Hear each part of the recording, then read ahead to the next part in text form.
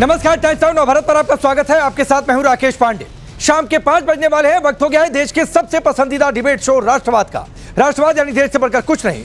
और आज का सवाल कि मोदी के खिलाफ ले क्या प्रयोगशाला, किस किस को मौका दिखा, ले जला नहीं जलाया गया, अब्दुल्ला केजरीवाल ने क्या कह दिया, ले हिंसा में क्या कांग्रेस का हाथ, क्या नेपाल जैसी साजिश की प्लानिंग। ये सारे सवाल इसलिए उठ रहे हैं क्योंकि बीजेपी हिंसा के लिए सीधे सीधे कांग्रेस को जिम्मेदार बता रही। बीजेपी के इन आरोपों पर कांग्रेस के साथ साथ पूरा विपक्ष भी पलटवार कर रहा। कांग्रेस इसे मोदी सरकार की नाकामी बता रही तो फारूक अब्दुल्ला फिर से चिंगारी भड़कने की चेतावनी दे रहे। वहीं शिवसेना उद्धव गुट से लेकर समाजवादी पार्टी से जेनजी का आंदोलन बताकर जस्टिफाई करने में जुटी है। करेंगे डिबेट, लेकिन पहले इस रिपोर्ट को देखिए। ले हिंसा के 24 घंटे बाद भी देश के सामने सबसे बड़ा सवाल यही कि ले जला या जलाया गया। ले में हिंसा आगजनी क्या सिर्फ गुस्से का विस्फोट था या फिर एक सुनियोजित साजिश? क्या ले में जानबूझकर अराजकता फैलाई गई? क्या मोदी को चुनावी मैदान में हरा नहीं पा रहे, इसीलिए अब हिंसा का रास्ता अपनाया जा रहा? सवाल ये भी कि ले हिंसा के बाद किस किस को मौका टाइप फील हो रहा। ये सारे सवाल इसलिए क्योंकि विपक्षी नेताओं के बयान कुछ इसी तरह आ रहे। सबसे पहले सुनिए फारूक अब्दुल्ला को।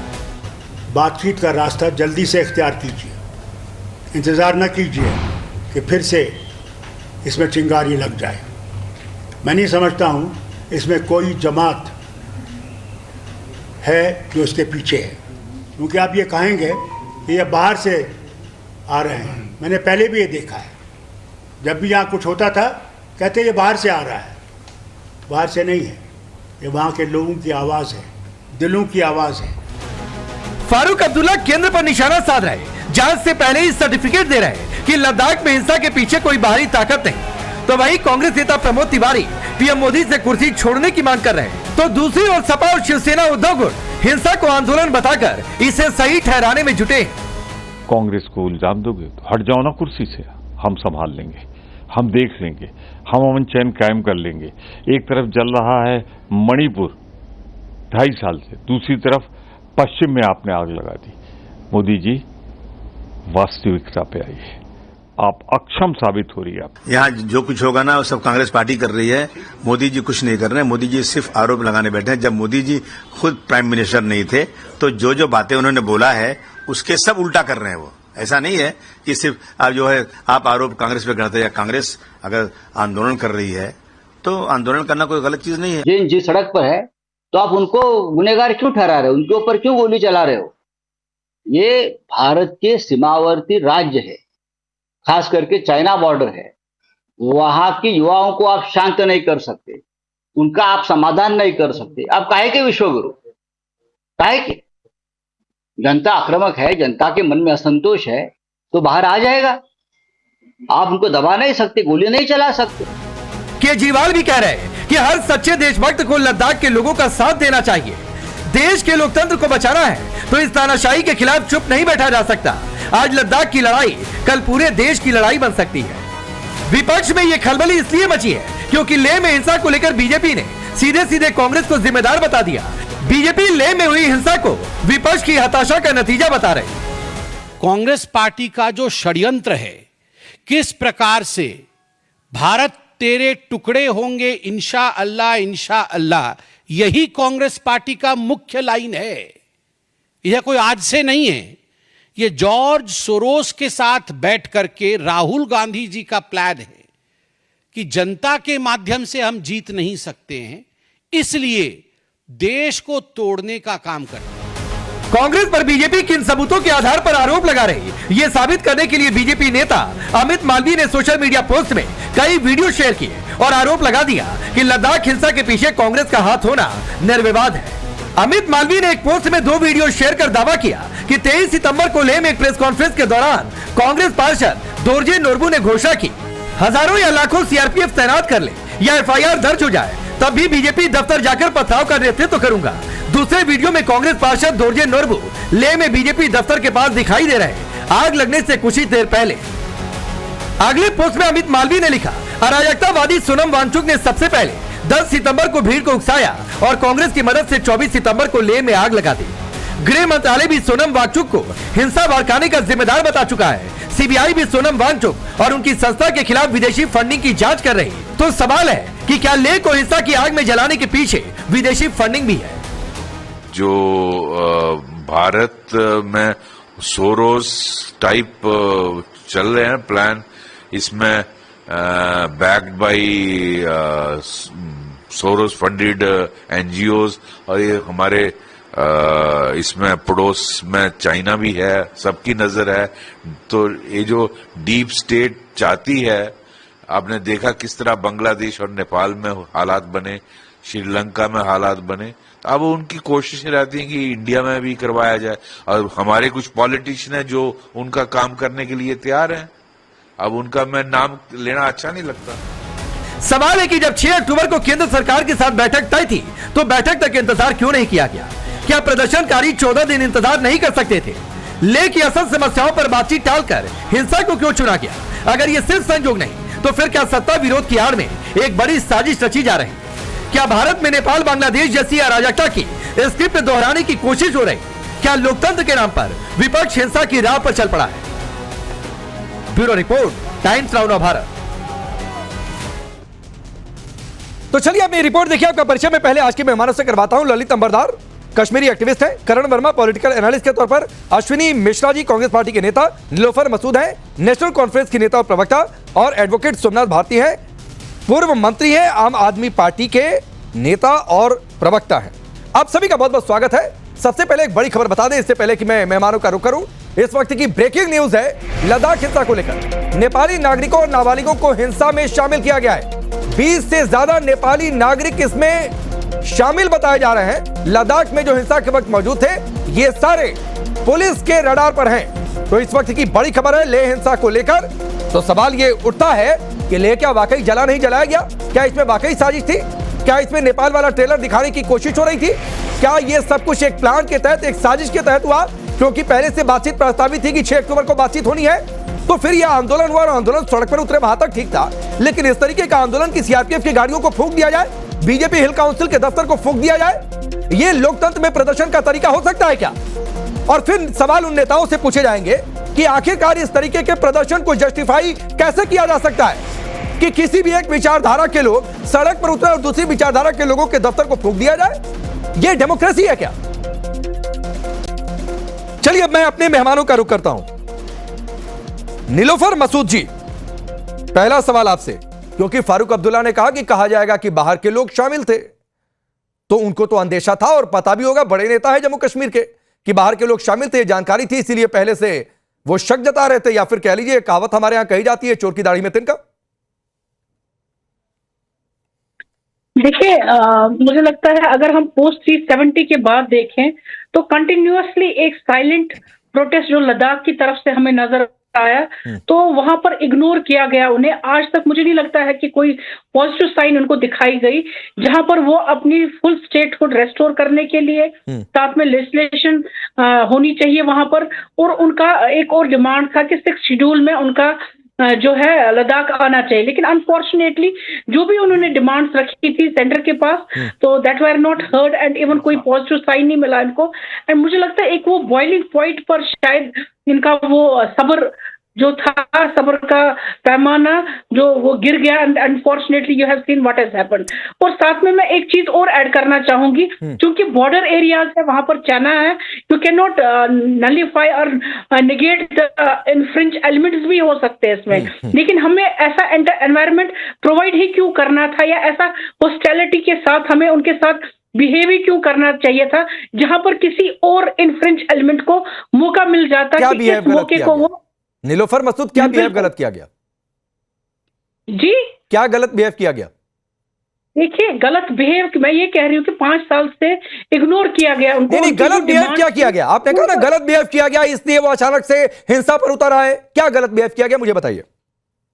मैंने उस वक्त की बात नहीं कर रही, कंटिन्यूटी में फ्रॉम द लास्ट 5 ईयर। तो कंटिन्यूटी में 6 अक्टूबर को बैठक होनी थी मैडम, 14 दिन की बातचीत थी। आप कह दीजिए कि 6 अक्टूबर को मीटिंग नहीं होनी थी।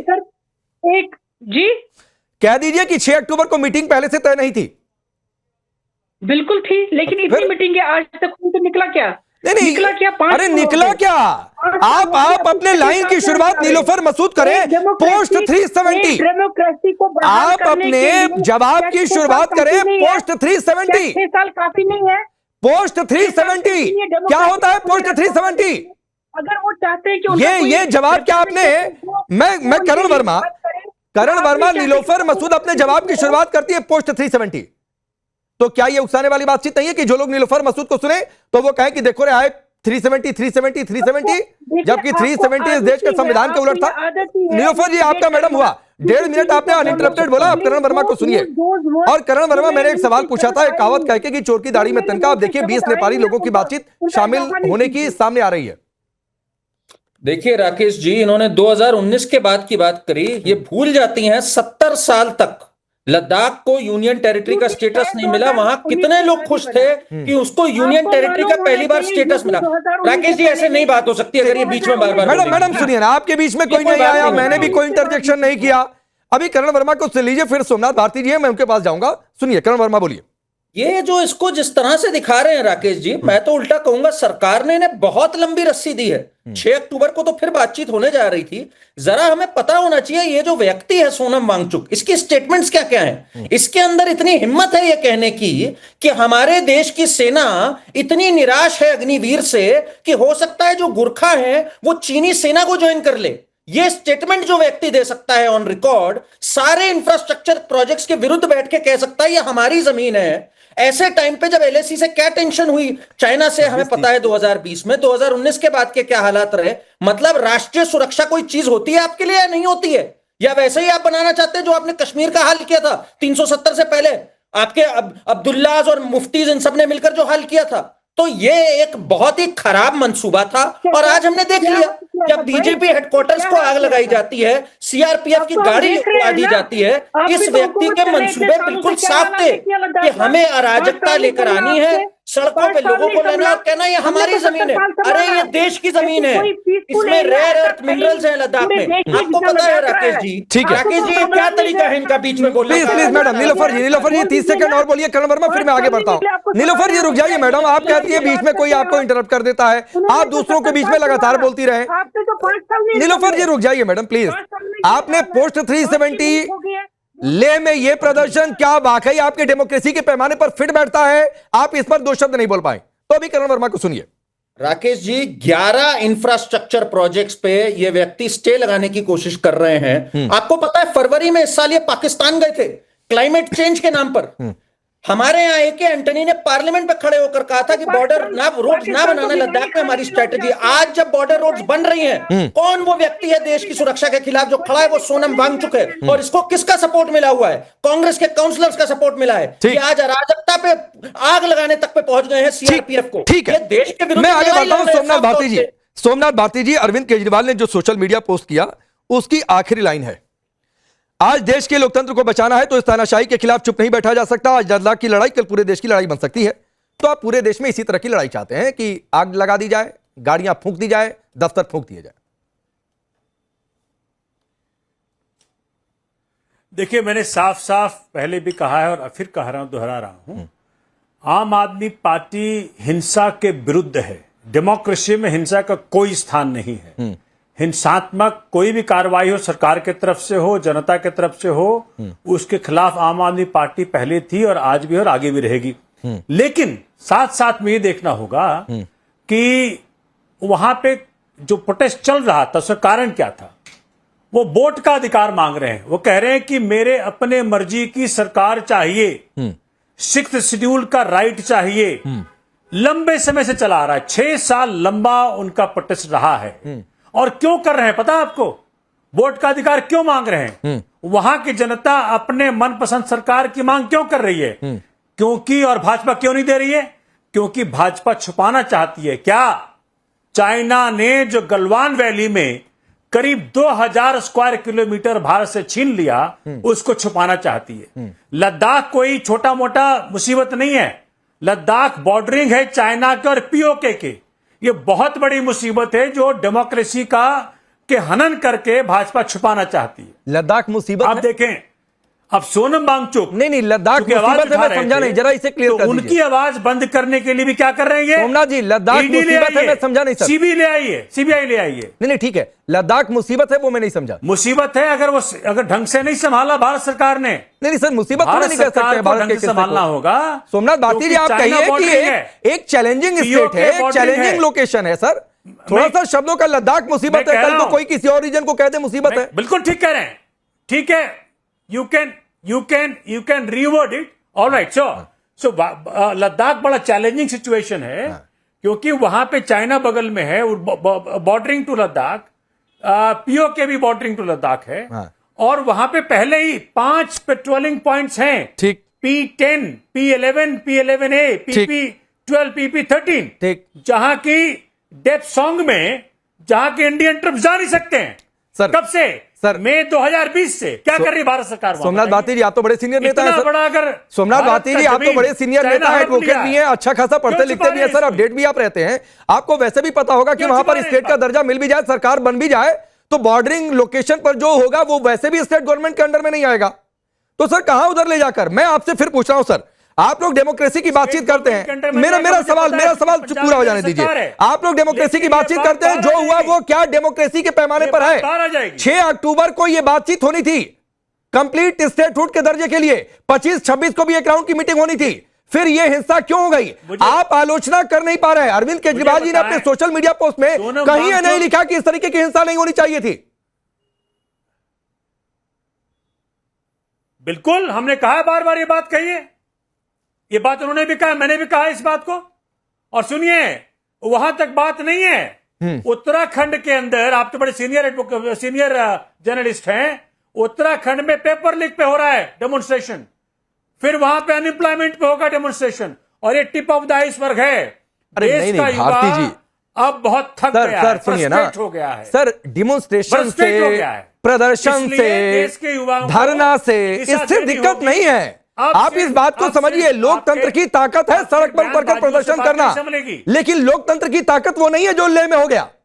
लोकतंत्र की ताकत वो नहीं है जो अभी खबर आ रही है कि 20 नेपाल के लोग वहां पहुंचे हुए थे। तो सर प्लीज, ये डेमोक्रेसी की परिभाषा में थोड़ा सा विचार को, थॉट्स को क्लियर रखने की जरूरत है। भारत का युवा गांधी का सपोर्टर है, नाथूराम गोडसे का सपोर्टर नहीं है, लेकिन भारत का युवा फ्रस्ट्रेट हो गया है बयानबाजियों से, तो ललित अंबरदार और सिर्फ शब्दों से, ललित अंबरदार युवा फ्रस्ट्रेट हो गया है सोमनाथ भारती जी के हिसाब से या विपक्ष के नेताओं के हिसाब से, तो क्या अधिकार या फिर उस फ्रस्ट्रेशन में साजिश की गुंजाइश है जो दिखा ले में? राकेश जी, मैं आपको बताना चाहता हूँ, लद्दाख मेरी एक फेवरेट डेस्टिनेशन है। मैं काम से काफी बार जाता रहा हूँ, और वहां पे ना आप जाओगे ना, वहां पे एक आध्यात्मिक सुकून मिलता है। मैं कहता हूं कि पलायन के बाद, कश्मीर से पलायन से होने के बाद, जम्मू मेरा पलायन में घर है, और दूसरा अगर घर मेरा आध्यात्मिक घर है वो लद्दाख के अंदर है। और वहां के लोग इतने भारतीय हैं, जितने यहाँ पे ये टूल किट वाले बैठे हुए हैं ना, उनसे उनको वो, अब ये मत भूलिए कि ये मत सोचे कि वहां पे लोगों ने प्रतिरोध नहीं किया।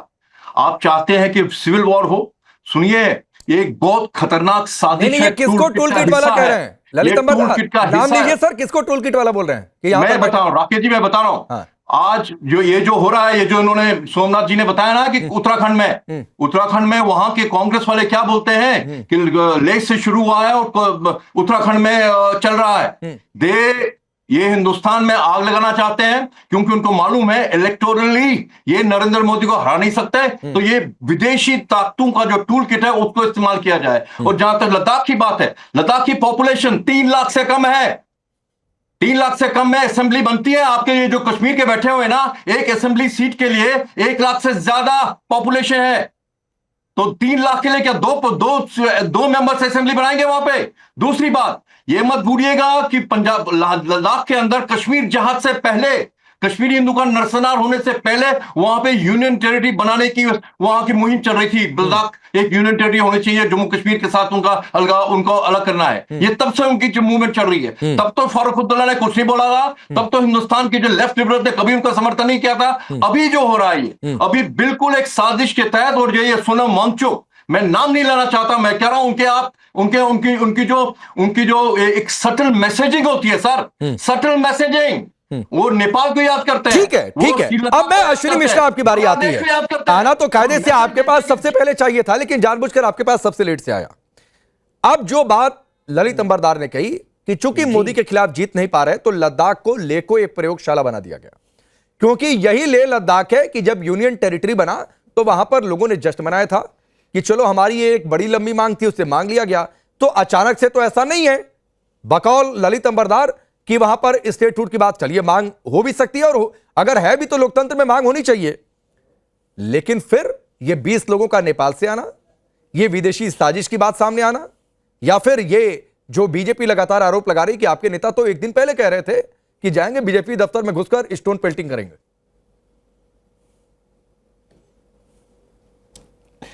पांडे जी बिल्कुल सही कहा, आपको सबसे पहले मेरे पास आना चाहिए था, पर कोई नहीं, देर आए दुरुस्त आए।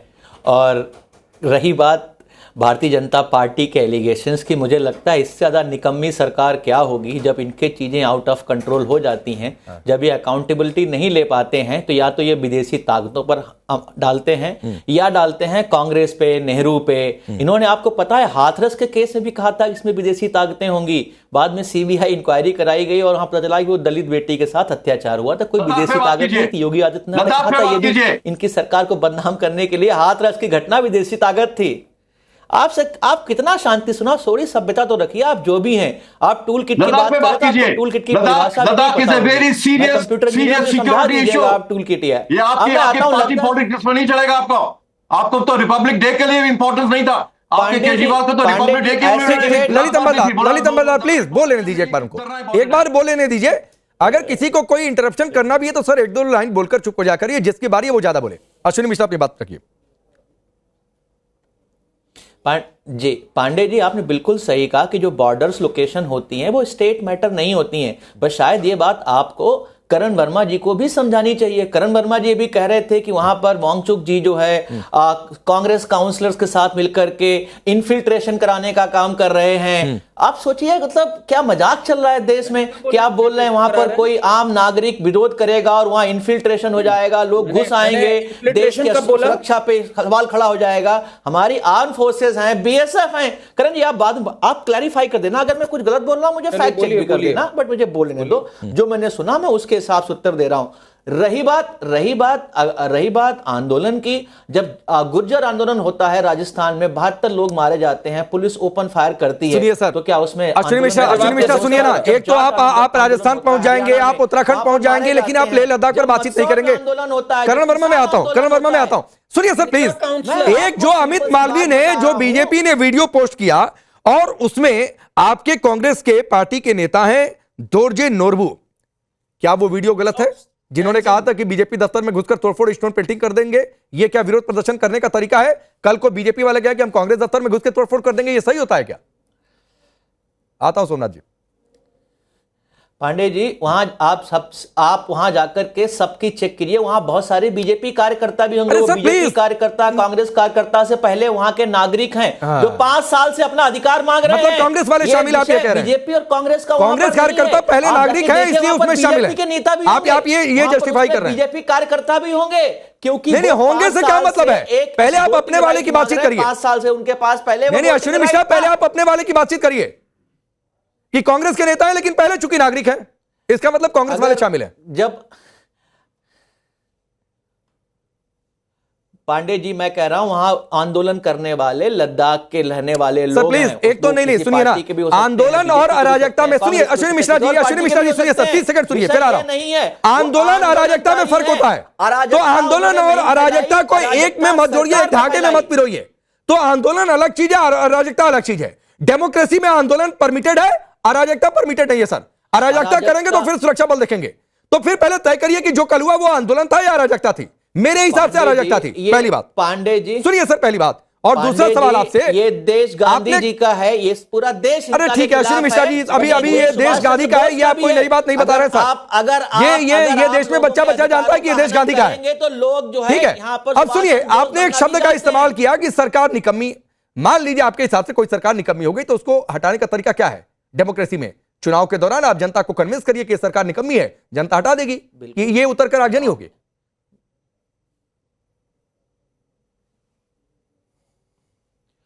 ये बात जाकर के इनको उन आंदोलनकारियों को समझानी चाहिए ना, उनसे बात करनी चाहिए। ये विषय, इसमें कांग्रेस पार्टी या भारतीय जनता पार्टी का विषय कहां से आ गया?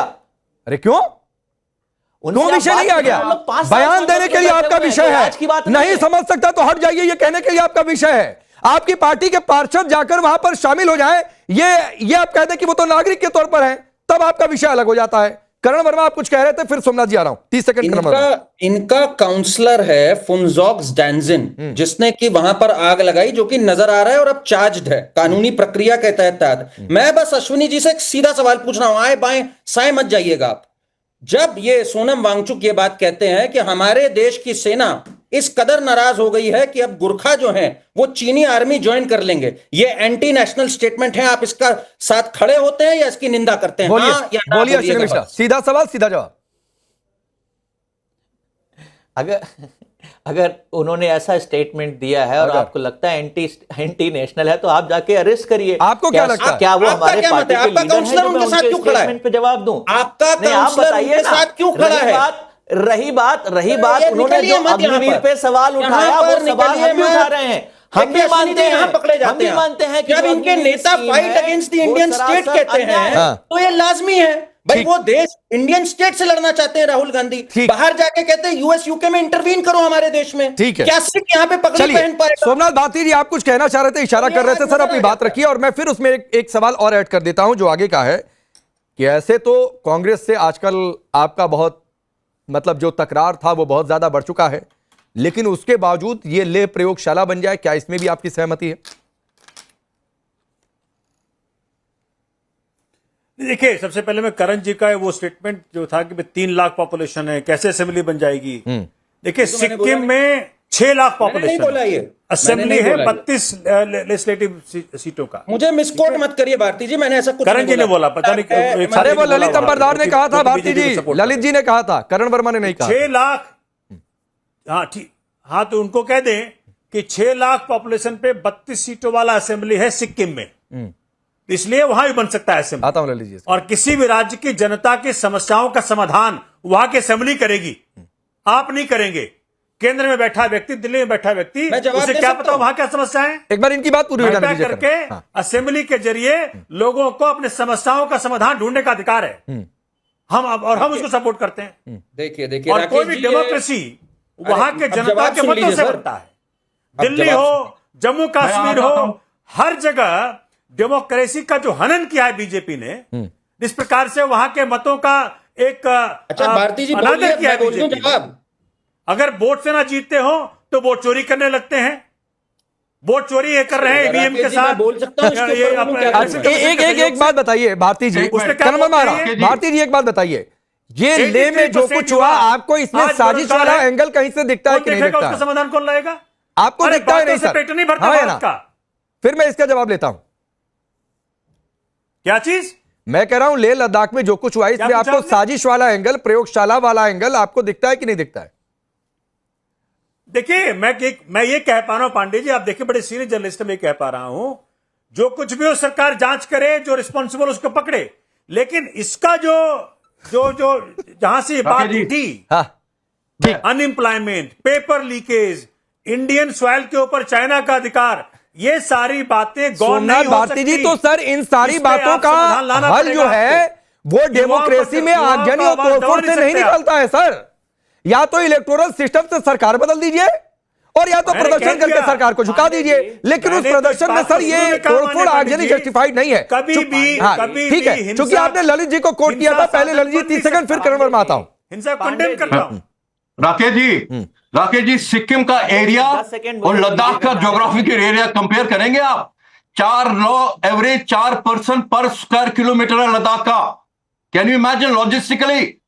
जम्मू कश्मीर और कश्मीर का जो 5 अक्टूबर 2019 को जो हुआ रीऑर्गेनाइजेशन हुआ, जम्मू कश्मीर की जो प्रॉब्लम थी ना, जो पाकिस्तानी जहाज की प्रॉब्लम है, वो 1/3 रह गई है लद्दाख को अलग करने से। दूसरी बात, थोड़ा समय कम है। करण वर्मा 15-20 सेकंड में अपनी बात करेगा, फिर नीलोफर जी का आखिरी जवाब आपसे लूंगा। करण वर्मा 15-20 सेकंड। देखिए राकेश जी, ये वही हैं हमारे सोमनाथ भारती जी, आदरणीय सोमनाथ भारती जी, जिनको दिल्ली में पूरी स्टेटहुड चाहिए थी, मतलब हक पूरा चाहिए हमें, अकाउंटेबिलिटी शून्य चाहिए। आज अगर मैं बताऊं, पिछले 10 साल में लद्दाख में जो रोड्स का कंस्ट्रक्शन हुआ है बीआरओ के द्वारा, वो 70 साल में नहीं हो पाया, सिर्फ इस कारण से क्योंकि आज यूनियन टेरिटरी बनी, सेंटर का अधिकार क्षेत्र है। क्या हम अपने देश की सुरक्षा को और इंफ्रास्ट्रक्चर को दांव पे लगा देंगे आपके झूठे डेमोक्रेसी वाली बात? नहीं, लेकिन उन सबके बावजूद अगर किसी की मांग है तो करें मांग, प्रदर्शन भी करें। नीलोफर जी आप कुछ कह रही हैं, please please please. Nilofar Masood, Nilofar ji बोलिए। उस पे कोई मोल भाव नहीं। नीलोफर जी 20 सेकंड। इतनी इन्वेस्टमेंट होगी, इतनी सड़कों पर है, क्यों प्रोटेस्ट कर रहा है युवा सड़कों पर? कोई तो वजह होगी ना। अगर इतने 14 दिनों से प्रोटेस्ट चल रहा, चाहते क्या है वो? डेमोक्रेटिक सिस्टम को बहाल करना यही चाहते हैं वो। ठीक है, चाहे वो 3 लाख है, चाहे वो 2 लाख है, मैडम जो भी उनकी पॉपुलेशन है, क्या उनका राइट? समय इतना ही है, 14 दिन नहीं 14 महीने प्रदर्शन करना पड़े तो लोकतंत्र में प्रदर्शन का अधिकार होना चाहिए। लेकिन उसकी आड़ में कहेंगे कि ये हो जाए ना, आप फिर पोस्ट 370 से शुरू करेंगे ना, भूल जाइए 370, कुछ नहीं होने वाला है। आप सबका बहुत बहुत